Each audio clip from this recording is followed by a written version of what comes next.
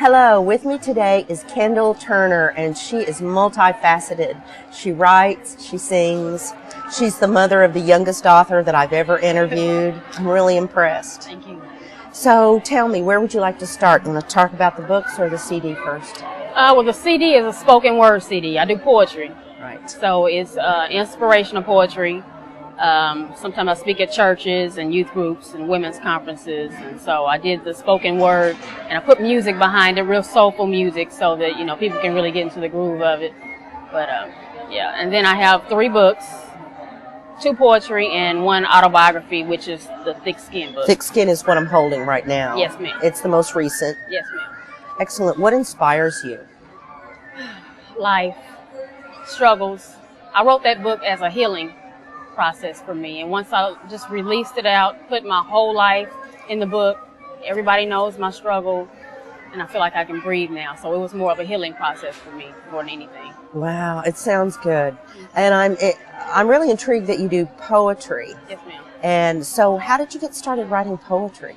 Well, I came from Tulsa. I moved here about 4 years ago, and I was like really severely depressed and didn't really know what my goals were or why or what I'm here for, what's my purpose. And I just started writing out of my pain.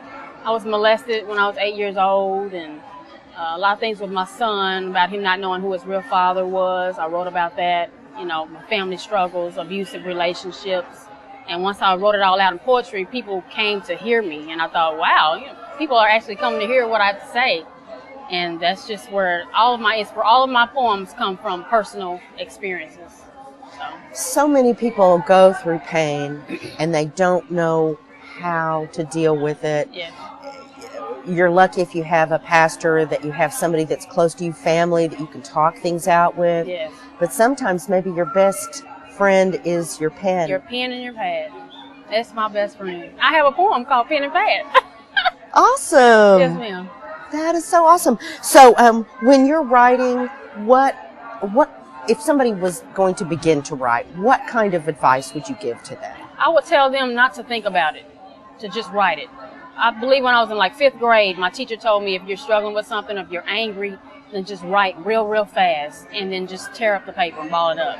And that's what I do, except I don't tear it up. I just write it. I don't care what people are going to think when they see it or when they read it or when they hear it. I just write out of my purest emotion.